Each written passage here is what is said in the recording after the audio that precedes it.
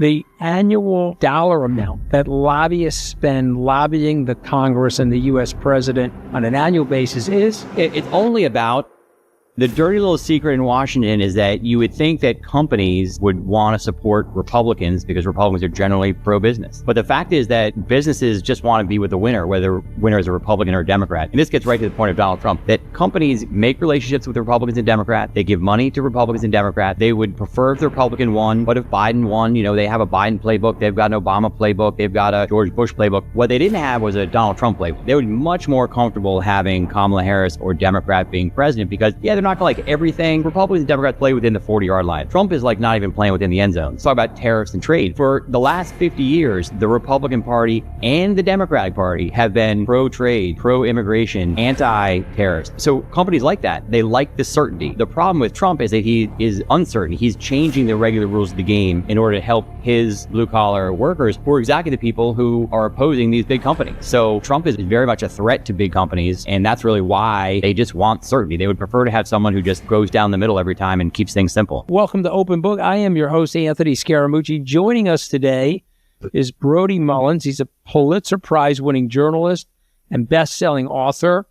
His recent book, which I read and loved, is The Wolves of K Street, The Secret History of How Big Money Took Over Big Government. Now, listen, this was released last year, and I understand you're now working on a book called The Battle Over Bigness. So we're going to talk about both if you don't mind.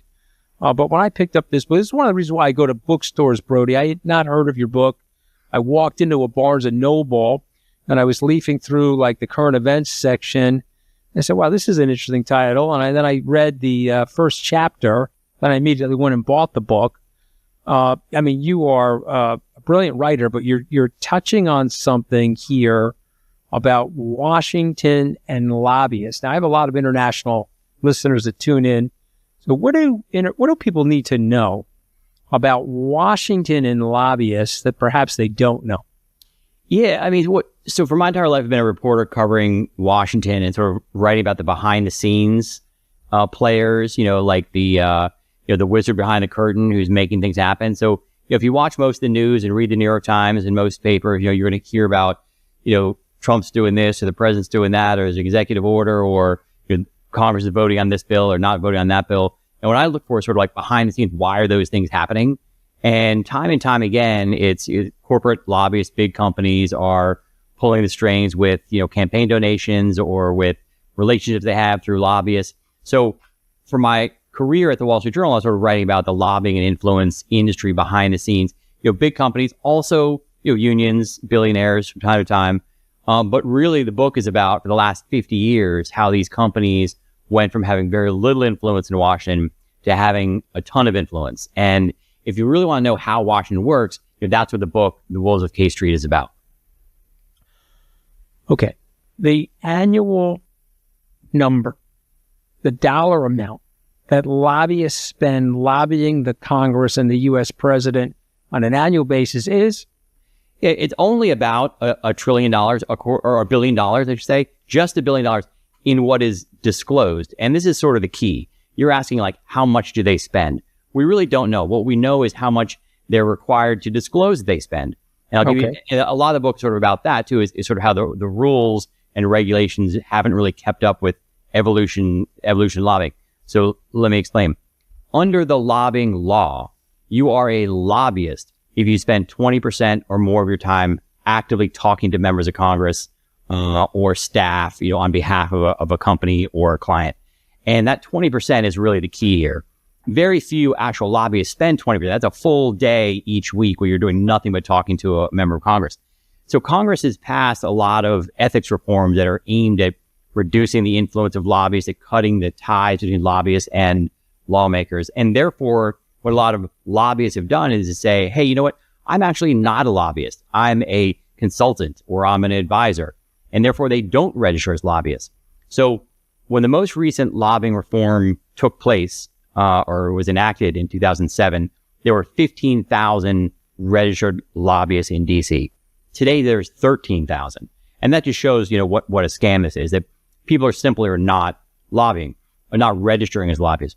To put another way, there's 5 or 6 million people who live and work in Washington, D.C., and everyone in D.C. is involved in creating policy or advocating for rules or regulations or laws, unless you're a school bus driver or waitress or something like that, maybe work at a university. So everyone here is involved in pushing for legislation, 5, 6 million people, but only 13,000 people are saying that they're lobbyists. So that really shows that the lobbying industry is much bigger than that $1 billion figure that's being disclosed. So, I mean, I'm going to put it very simply, but I want you to react to my simple, pea brain, Brody. Okay, you ready? There are 535 members of the Congress, 435 in the House, 100 in the Senate. There's one president. There's 536 people that are controlling 27% of the country's GDP. That's the federal budget. And to put it differently, it's 7% of the global GDP is controlled by 536 people and, of course, their staff. So is there any wonder that this amount of pressure is being put on these people? No, it makes total sense. I mean, I'm not saying that there's a problem with lobbying. In fact, lobbying is constitutionally protected under the First Amendment. The First Amendment that gives me the right as a journalist to talk about whatever I want is the same First Amendment that protects the right of a lobbyist or an individual or a company owner or a union official to talk to their members of Congress about legislation that they support or oppose. So it's all legal and above board. The problem is simply that the only rule we have for lobbying is that if you're a lobbyist, you have to disclose. And very few people are doing that. But you're absolutely right. I mean, Mitch McConnell talks all the time about how the United States of America spends way more money on potato chips than we spend on lobbying. So as a share of what the benefit is, it's very, very small. In fact, a couple of companies that we wrote about, the lobbyists who work for these companies every year wrote an ROI report back to headquarters, return on investment, that said, hey, you gave us $2 million to advocate in DC. Well, we got you $100 million in contracts or in blocked regulations or whatnot. So it's a very good investment for companies. Since the 1970s, and you make this case in the book, we have shifted power to the lobbyists away from the elected officials. I mean, sometimes I can literally see lobbyist-like language in actual legislation. They just hand the legislator the lobby language, they put it in the rules book. So tell me what happened. Yeah, it's sort of a difficult question to answer because it involves understanding sort of how Washington's changed over the years and how the government is run.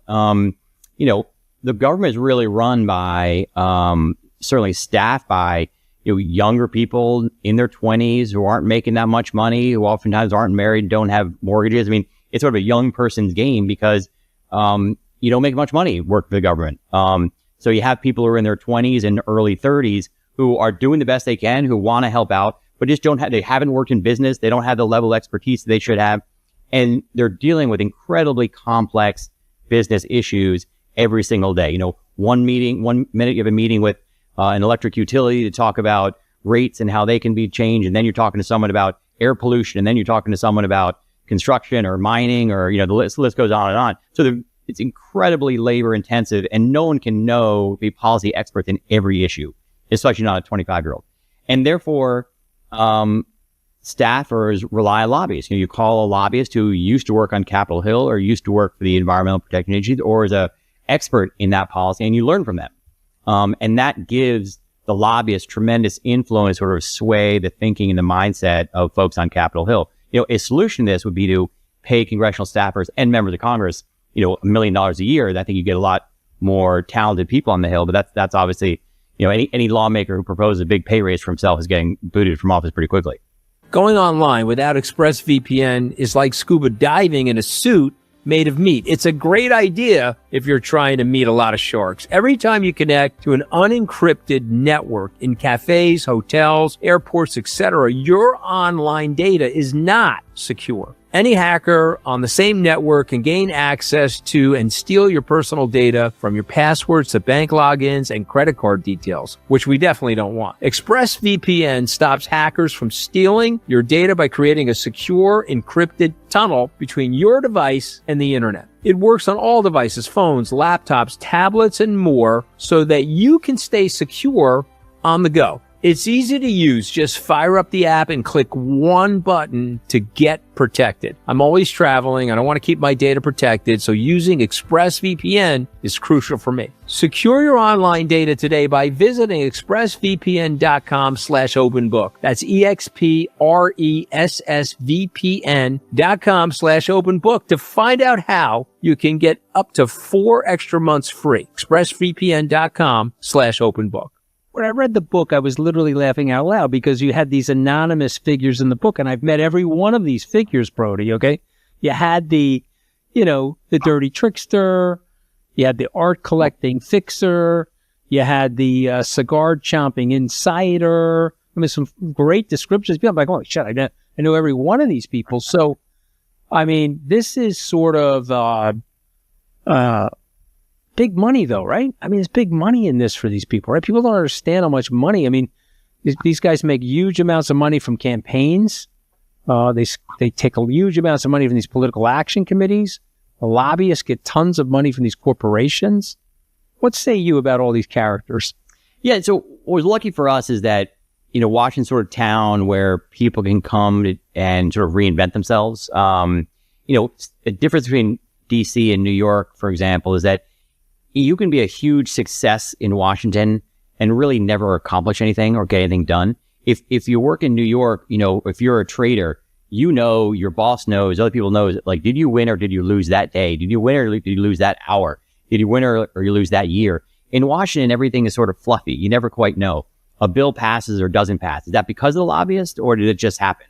And there's so many people who come to DC and sort of reinvent who they are and sort of, they know there's a difference between power and the perception of power. In DC, the perception of power can be just as important. So people can sort of fake their ways to the top and take credit for things that happened that they didn't do. In fact, there's a great example. There was a lobbyist in the first Trump administration. I forget his name, but he started marketing himself as a super close to Trump. Hire me and I'll get everything done in the Trump world that you want. And it turned out that he had never met Trump. He didn't know Trump at all, but he made millions of dollars just because people thought that he did, because he told them that. So the point is that you can sort of fake and lie your way through DC, which for a writer, for a storyteller, makes for great characters and great stories. Abramoff. Tell us a little bit about who he was and what happened to him and what he exposed. Yeah. So Jack Abramoff was a Republican lobbyist in 2000, 2001, 2002 or so, became probably the most influential lobbyist of that era. He claimed to be close, or was close, with Tom DeLay, who is the Republican House leader from Texas. He ended up getting in a huge lobbying and corruption scandal because he was basically bribing members of Congress, bribing staffers to help his clients. And then he was actually lying to his clients also. He had them sending him money for fake advocacy organizations that he set up. So he actually led to that lobbying reform that I mentioned that passed in 2007. He was the reason that we had that lobbying law because he was essentially giving money to members of Congress, giving money to staffers. I think like 19 people went to jail. It's a huge scandal about 20 years ago. And that led Congress to reform the lobbying system, putting in place what was called the gift ban, which means that under the current law, as I was sort of alluding to before, if you're a lobbyist, you can't buy a sports ticket for a member of Congress. You can't bring them up for a round of golf. You can't buy them a beer, but go to a steak dinner. And as a result of that, so many lobbyists had said, well, I'm not a lobbyist. I'm a consultant. I can keep doing those things. So Abramoff was really the scandal that created the modern lobbying laws back in 2007. So I'm going to throw a theory out to you that someone has said to me and get you to react to it. So if you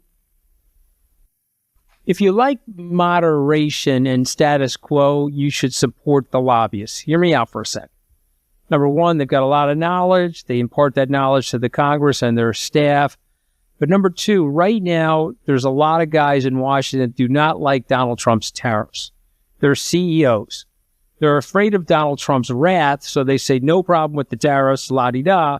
But then they call their lobbyists. They get on the phone and say, hey, Brody, here's some big bucks. Go influence the Congress. Go influence the congressional aides.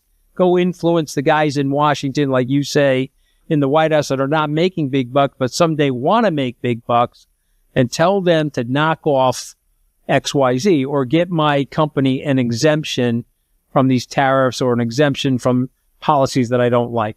Any truth to that, or is that just a made-up theory? I think that's pretty close. I mean, the dirty little secret in Washington is that you would think that companies, as businesses, would want to support Republicans because Republicans are generally pro-business. But the fact is that, businesses just want to be with the winner, whether the winner is a Republican or a Democrat. And this gets right to the point of Donald Trump, that companies make relationships with the Republicans and Democrats. They give money to Republicans and Democrats. They would prefer if the Republican won. But if Biden won, they have a Biden playbook. They've got an Obama playbook. They've got a George Bush playbook. What they didn't have was a Donald Trump playbook. They would be much more comfortable having Kamala Harris or Democrat being president because, they're not going to like everything, but they're going to, Republicans and Democrats play within the 40-yard lines. Trump is like not even playing within the end zones. I mean, let's talk about tariffs and trade. For the last 50 years, the Republican Party and the Democratic Party have been pro-trade, pro-immigration, anti-tariffs. So companies like that, they like the certainty.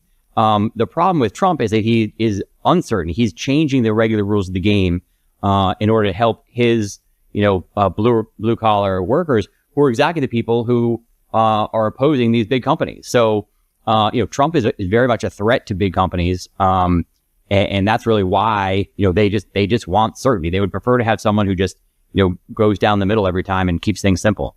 Do they help us get down the middle, get us back on the fairway?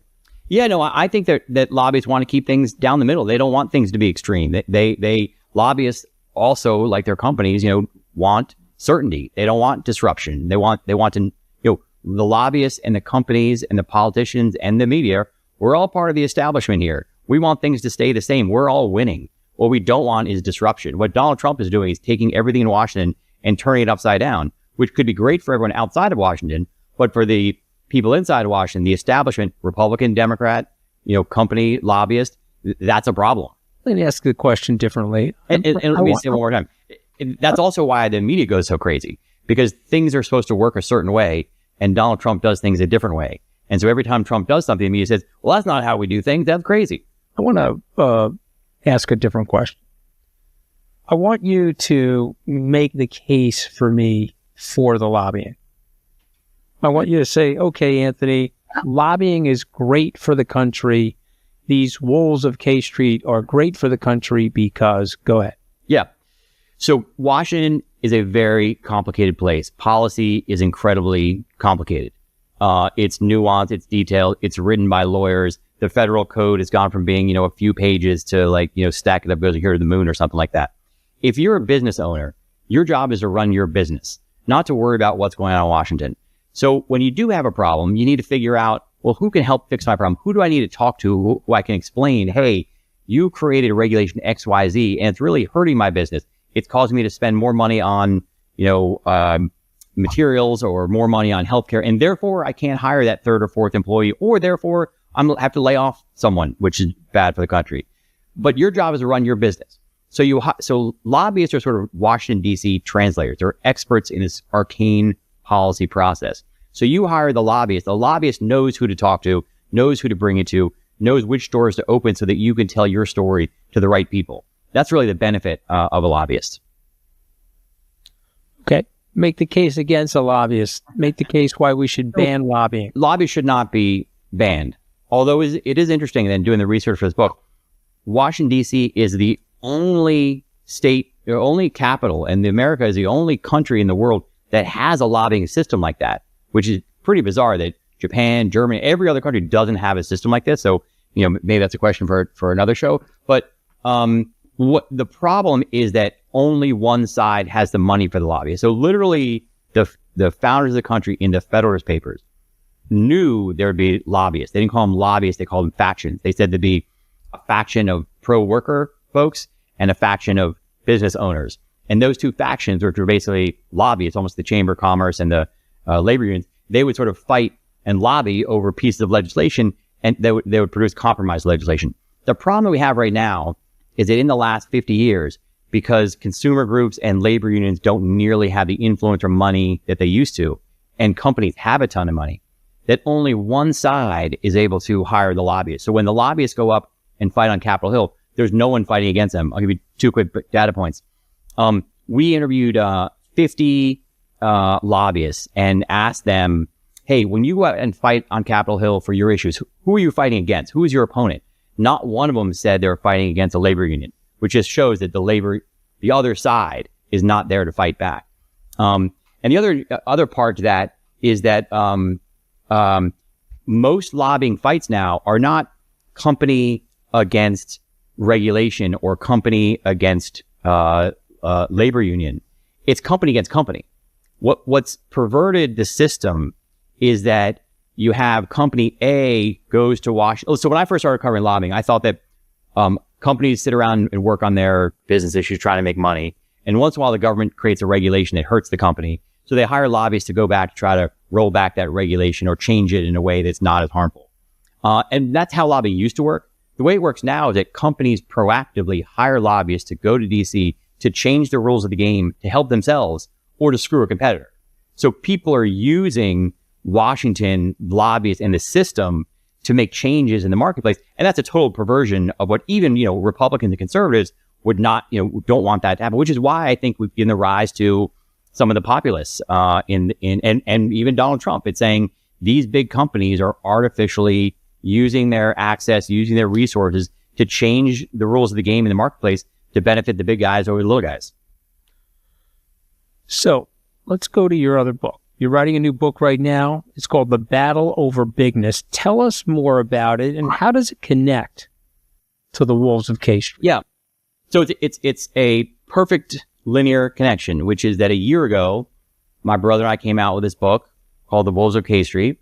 And it's about how companies the last 50 years have used their campaign donations and lobbyists and access to connections to become this incredibly powerful force in DC. And then when the book came out and I looked around and said, oh man, companies don't seem to have the influence that they had 5 years ago. And that was right by the time that Trump came on the scene for the second time. And what I've seen is that this era that companies have dominated politics is starting to come to an end. We see it with both Republicans and Democrats, with Donald Trump and J.D. Vance and Josh Hawley. An increasing number of Republican populists are turning against, not businesses, but the biggest companies. We see it with tech. We see it with healthcare.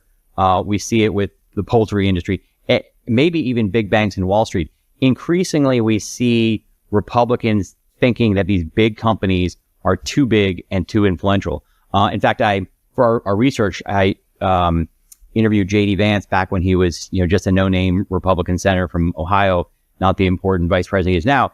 And that's one of the things that he said is that Republicans, for history, have felt that their job is to protect the individual liberty of Americans.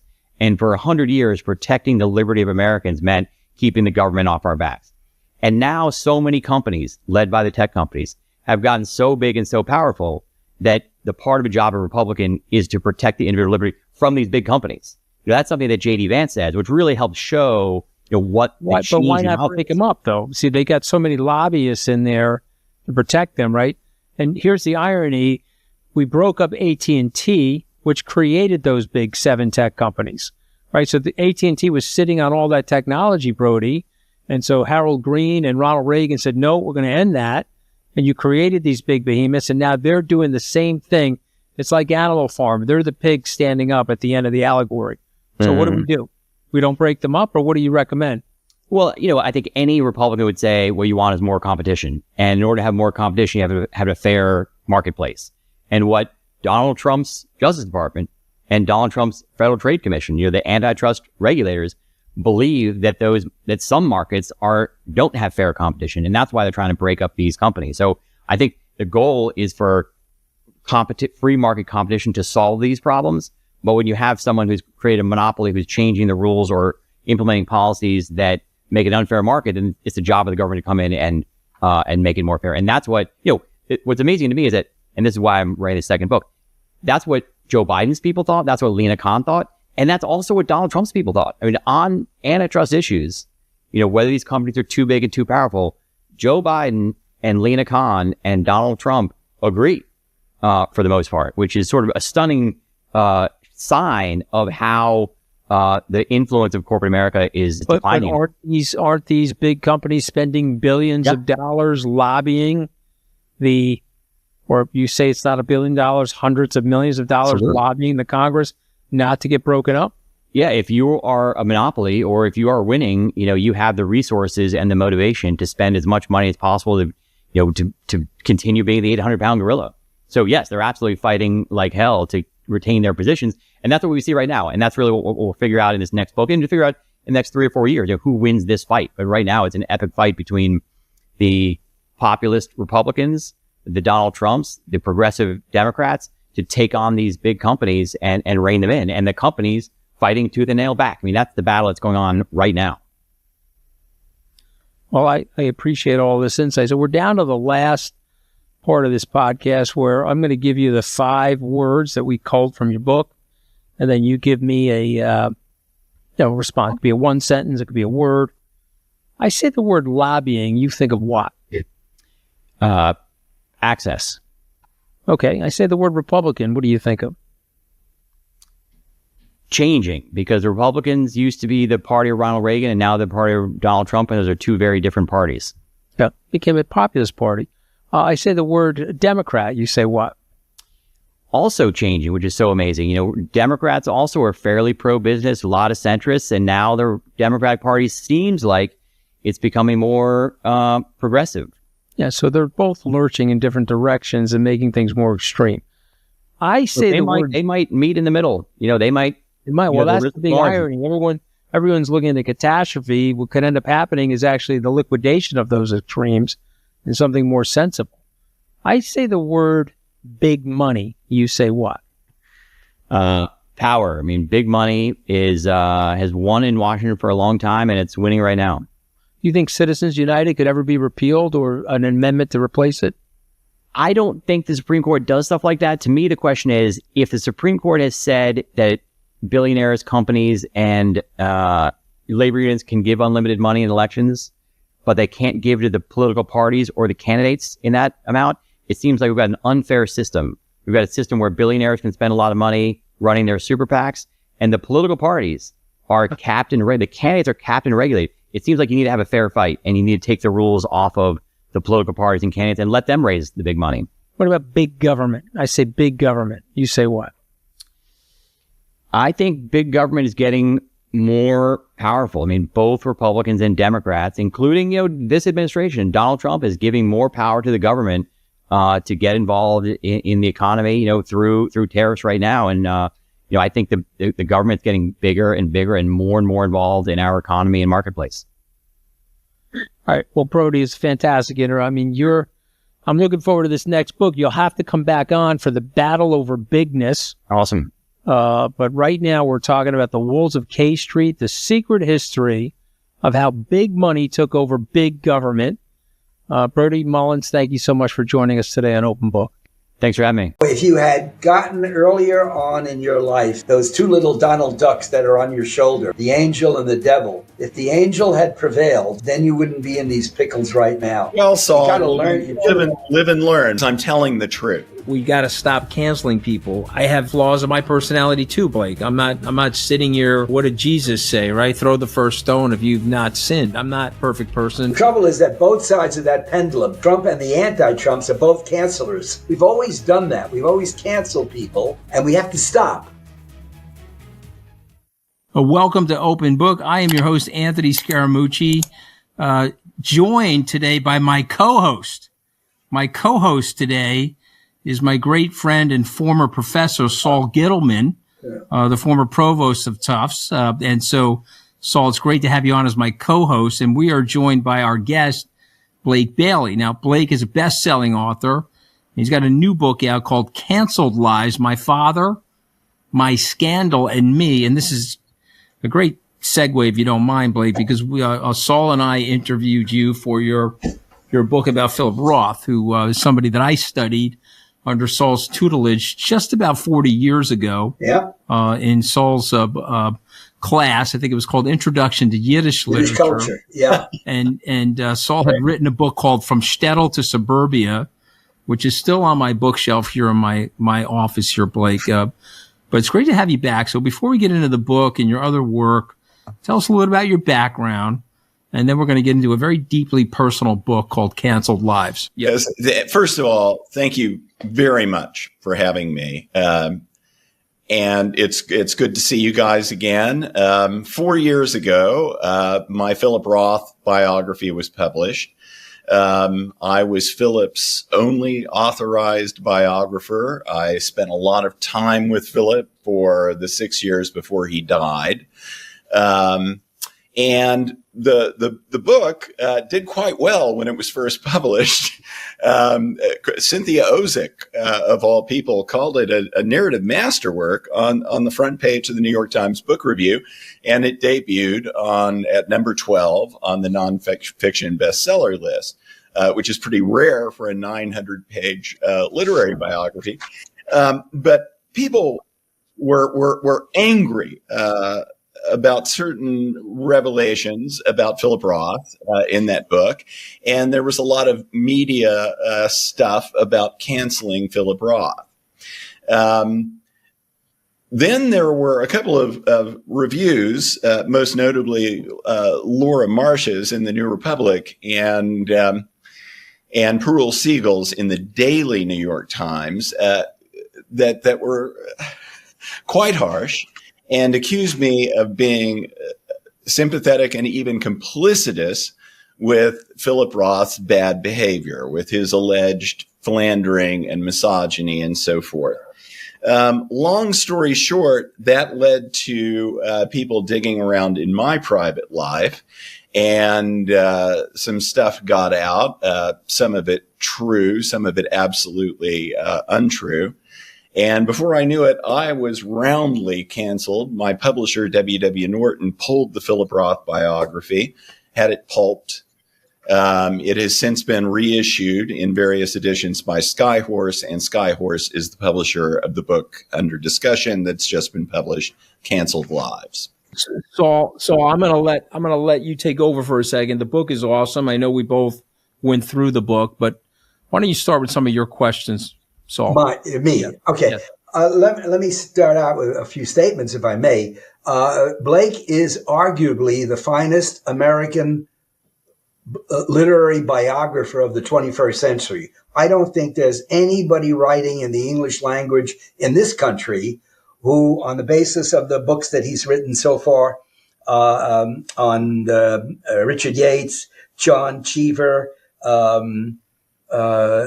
Charles Jackson, the Roth biography, and the James Salter one that come, that corpus puts him ahead of James Atlas and probably also Harold Bloom. I mean, when you're talking about literary biography, by this time, right, as you look back over the last 25, 30 years, Blake is in a class by himself. He is arguably the best American biographer of literary biography in the world. So I think that I came to that point after just reading all of the Roth book and then the four other biographies. They're simply superb. He's an excellent researcher, meticulous scholar. The awards that he was nominated for are not gratuitous. He is arguably the best we've got writing in the English language. Also, I after reading about the episode, what happened with him in the Roth biography, I am totally opposed to any cancellations at all. I think cancellation was simply a bad idea when it happened. It continues to be a bad idea. And I have only a certain tolerance for despicable geniuses.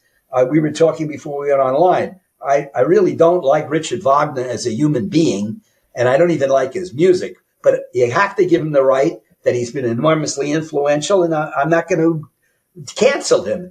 We're not going to sandblast Thomas Jefferson's face off Mount Rushmore. Thomas Jefferson, slaveholder, Sally Hemings, the whole sordid case of him sleeping with the slave women. That's fact and that's history, and it's not going to go away. It's evidence, but still, we're going to honor him. D.W. Griffith, Birth of a Nation, scurrilous work. The Klansman, terribly racist movie, arguably one of the great American movies. You cannot live to understand American film without understanding Birth of Elation. Leni Riefenstahl, a Nazi monster woman, a woman of such despicable influence, was a genius. So how do you can't study Nazi film, you can't study 20th century German film without dealing with the phenomena of Leni Riefenstahl. And you can add Ezra Pound, you can add T.S. Eliot, vicious anti-Semites, nasty guys, swine if you want. They were literary geniuses and shouldn't be canceled. That's simply a fact. And so cancellation is intellectually dishonest. Even if you are a monster, even if you're a rotten human being, you do not cancel literature.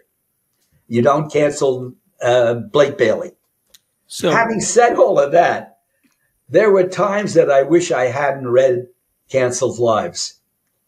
There were a couple of moments there that for me were dicey. And as I said to Anthony, we were talking before we went online, for all my students, you pay for 4 and you get the next 40 free. Once a student, always a student. And Anthony will be nothing for me for the rest of my life. I'm getting to the end of it, except a student. He will always be a student. I'll always be teaching him, and I always will keep a certain measure of distance between us.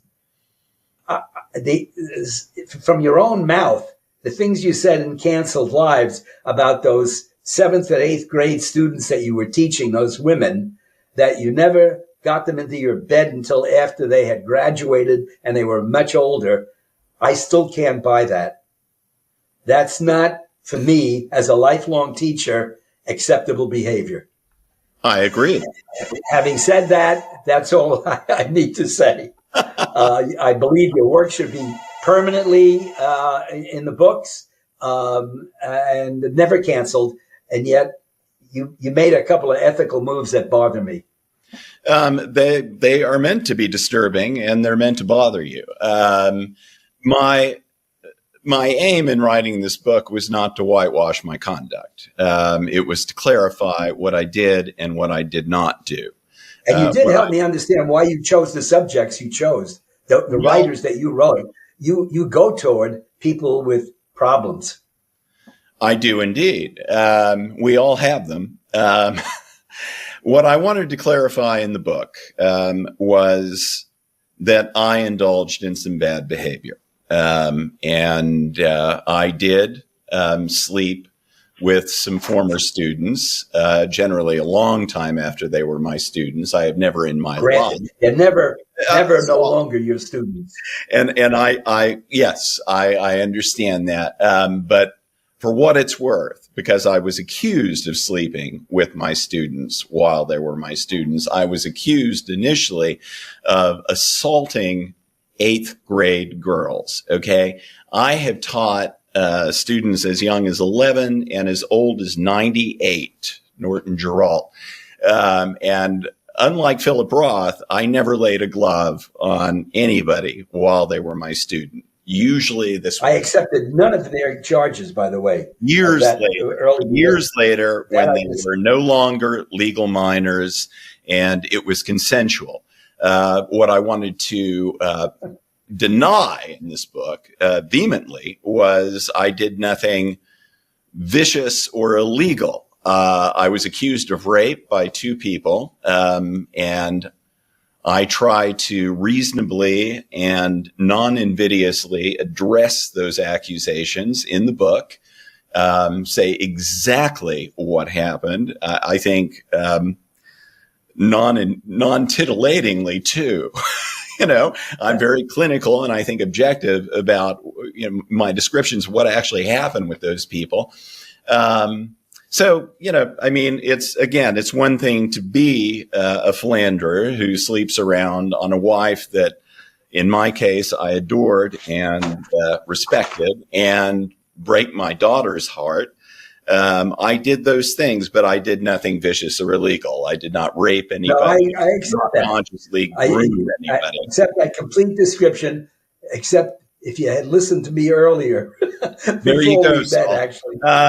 I hope, though, you found my book to be contrite about, what I yeah, did. I don't think you understood your own fault at least in that context. As I just said again to Anthony, if you're once my student, you're always my student. And when you said when I read in Cancel Lives, I did not sleep with them until they were consenting adults. I can't accept that. No, that's only my own prejudice, my own narrow-minded. I emphatically describe it as such in the book. But I will not accept somebody's description of you as a semen-soaked star of Roth's 32nd book. No, you let yourself get out of control. That's the Kaplan piece, and I was actually rather pleased by it because, look, this is important. When I first tried to respond to my scandal in the summer of 2022, I published this book's predecessor, a previous version of this book called Repellent, and it was also about my scandal. And when I tried to publish that book, it was quashed by the Philip Roth estate for reasons that we needn't go into and that I'm not allowed to go into. But it was quashed. But when its Amazon page first appeared, it immediately blew up into a big media story.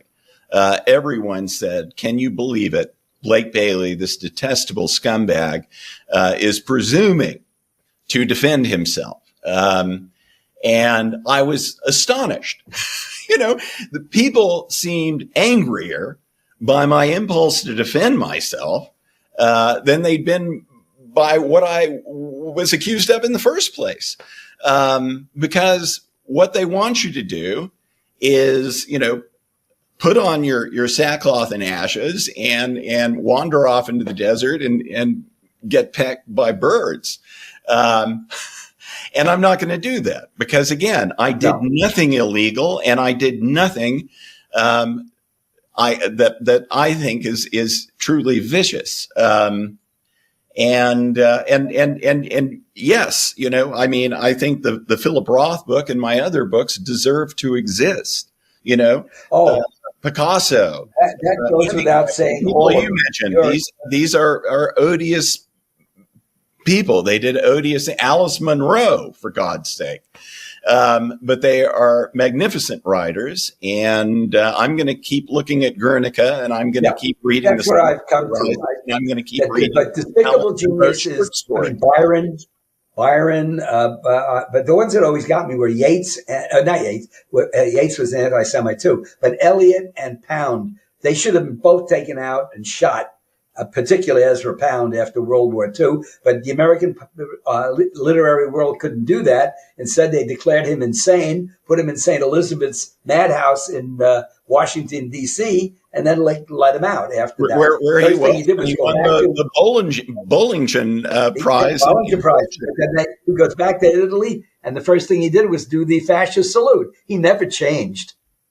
Well, Pound never changed. Anyway, so this book, this book I tried to publish in 2022 was greeted with total outrage, and 3 years later, the culture has changed somewhat because this time I have been met with contemptuous silence, and that is why I'm so great. I'm sorry, Saul. With regret, the canceled movement partially is responsible for us getting Donald Trump.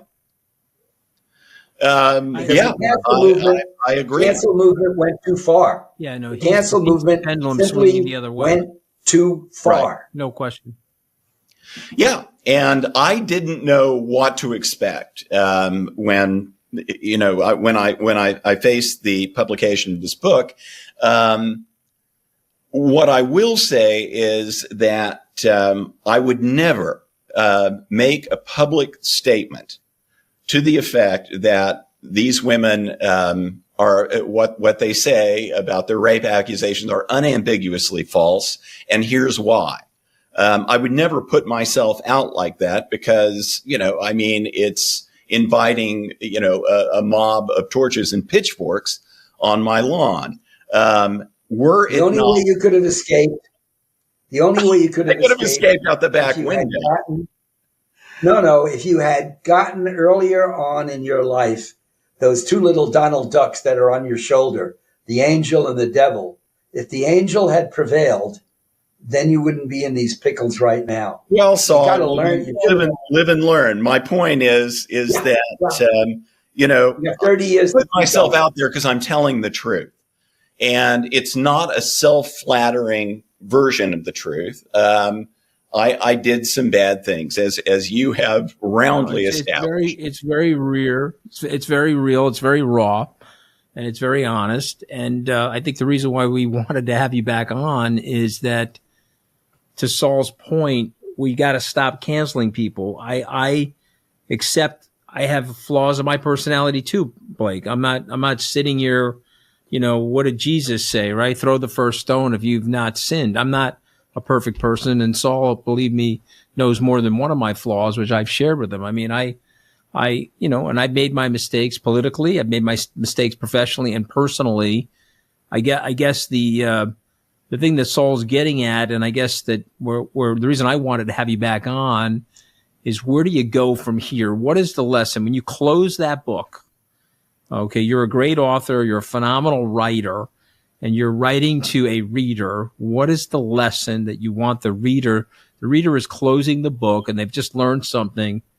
Which one? Canceled Lives? Canceled Lives. What do you want that lesson to be from Canceled Lives, Blake? Well,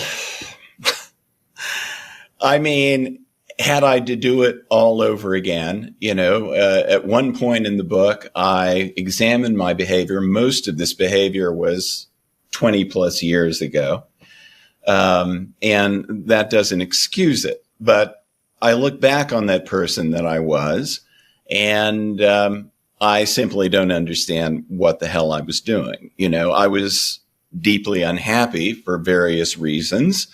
My brother had just killed himself in jail, and my Yates book, which was a critical success, was about to come out. And meanwhile, my publisher kept passing on all my subsequent book proposals. So I felt like, all this hard work was for nothing.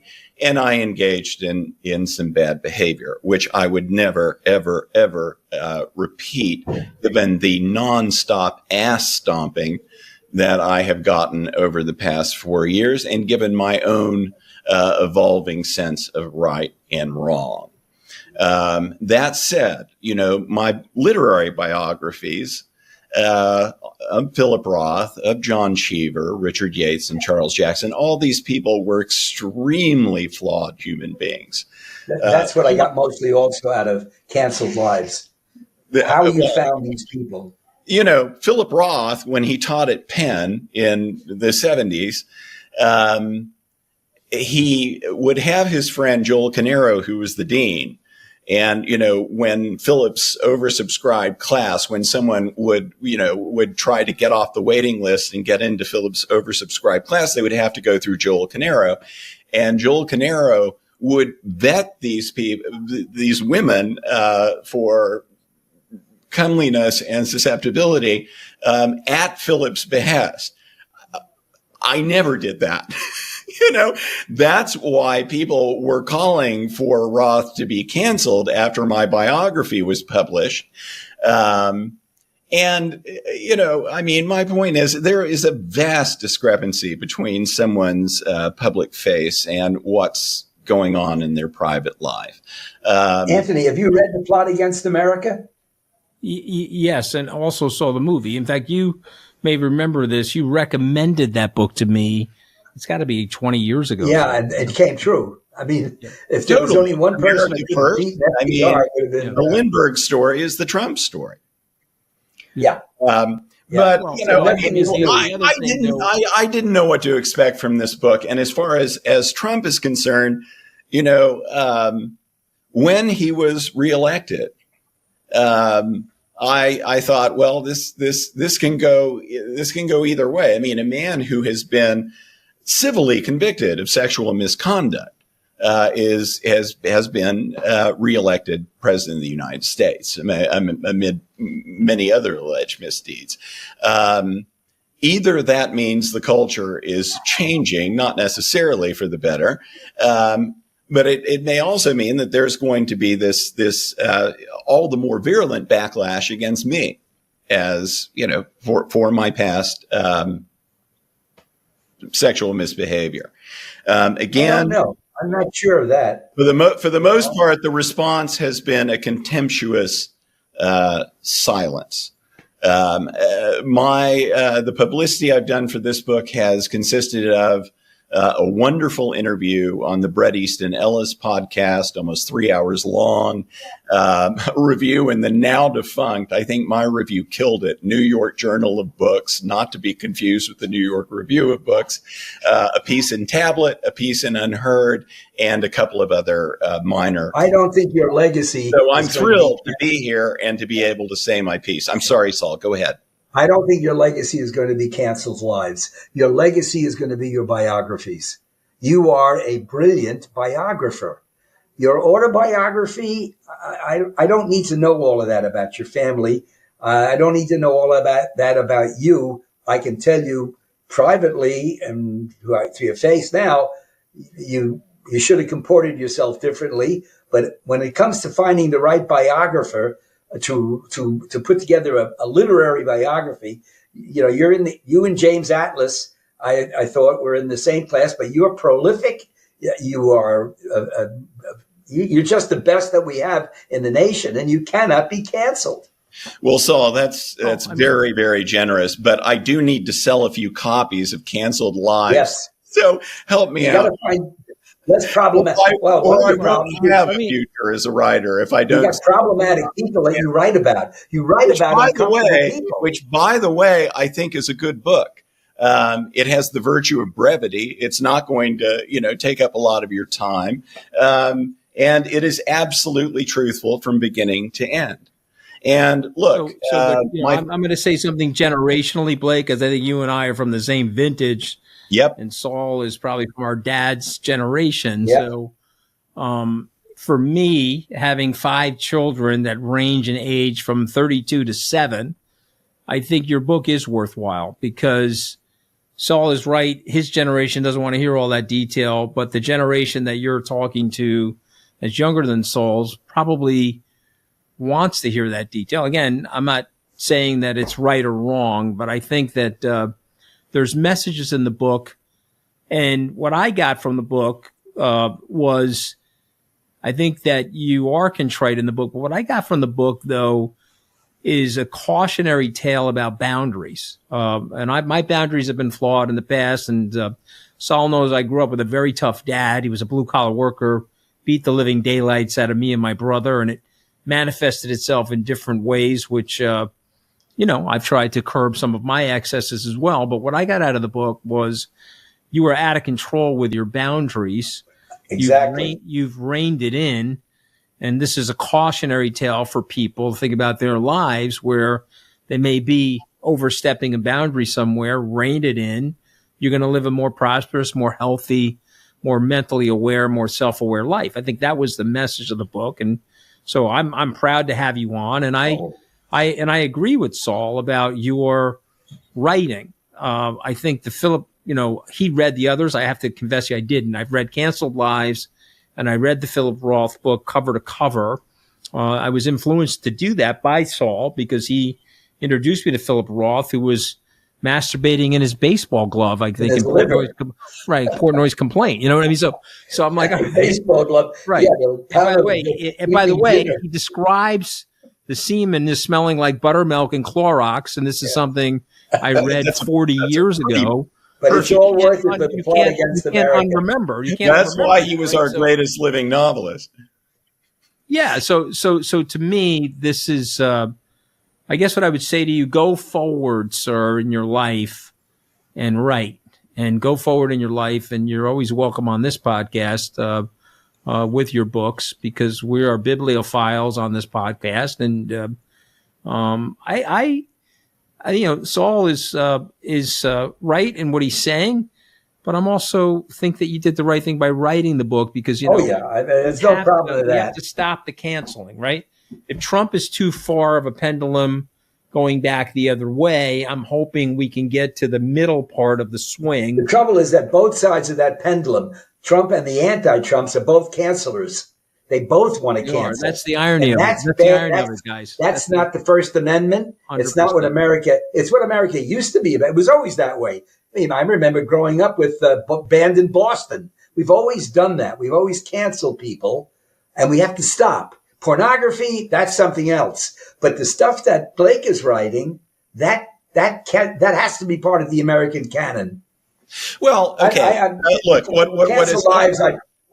what is at the heart of Canceled Lives is the same basic theme that's present in my biographies, which again is sort of the vast difference between a person's public image and their private lives. Can I talk a little bit about why my father features so large in this book? It's the subtitle is My Father, My Scandal, and Me. My father, Burke Saul, I think you two are pretty much exact contemporaries. You're 91. Yeah. My father would have been 91. He died 7 months after my scandal blew up, and the sheer dizzying horror of what happened to me hastened his death. The reason my father is particularly germane to this story, he was regarded within his profession as a kind of real-life Atticus Finch. He was the best trial lawyer Oklahoma has ever produced. Say your no relativistic things about Oklahoma, but still, he was president. You think he was as decent as Atticus Finch, at least in the movie? Pardon me? Do you think he was as decent as Gregory Peck portrayed Atticus Finch? I'm coming to that.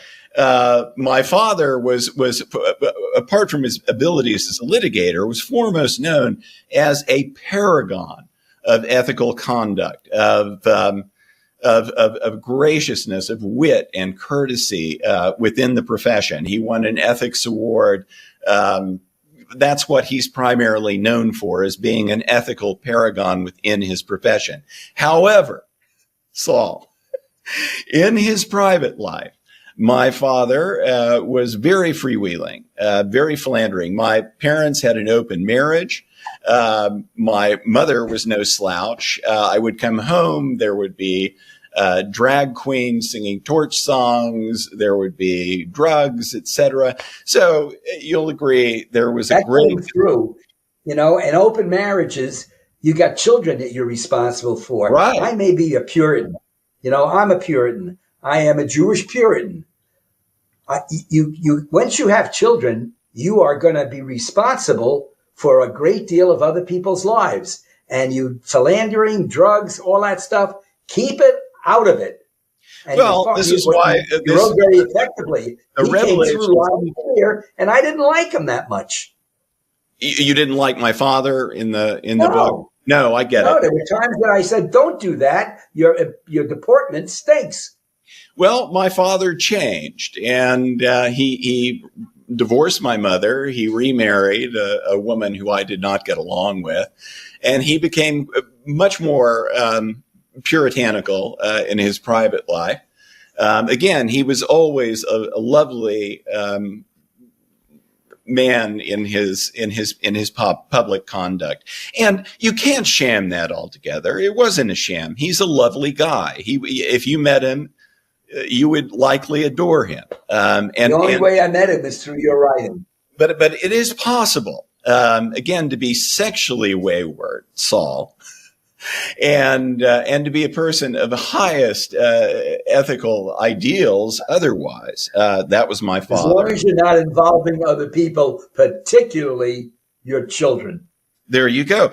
And I'd like to think if my daughter were here, she would tell you that as a father, this is why all this was so shocking to her.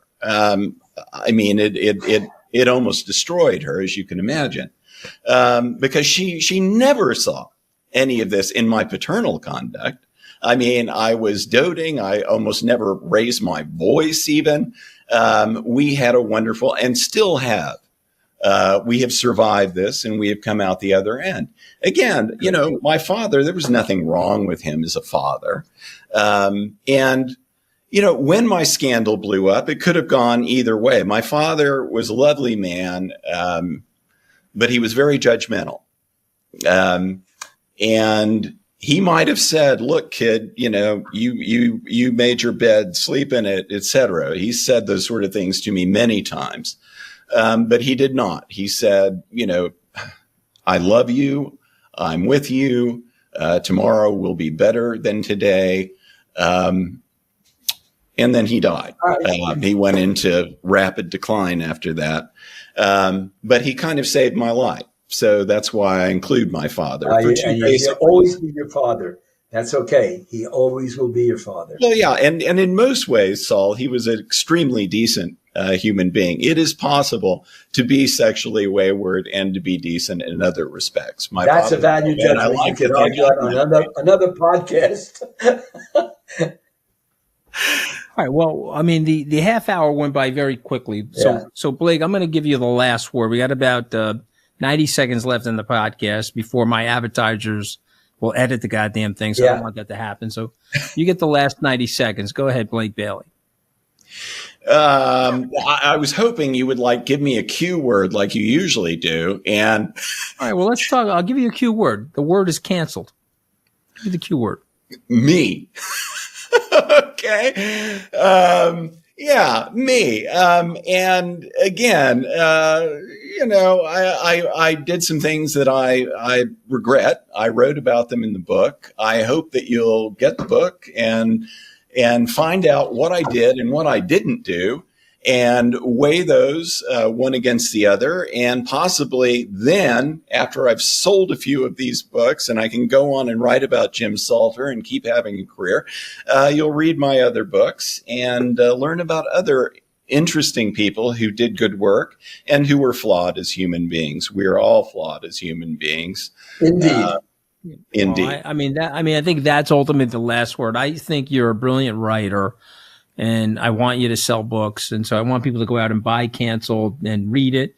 I think they'll learn from it. I think there is a cautionary tale in there. I do appreciate you writing it with the level of authenticity and the honesty that you present in the book.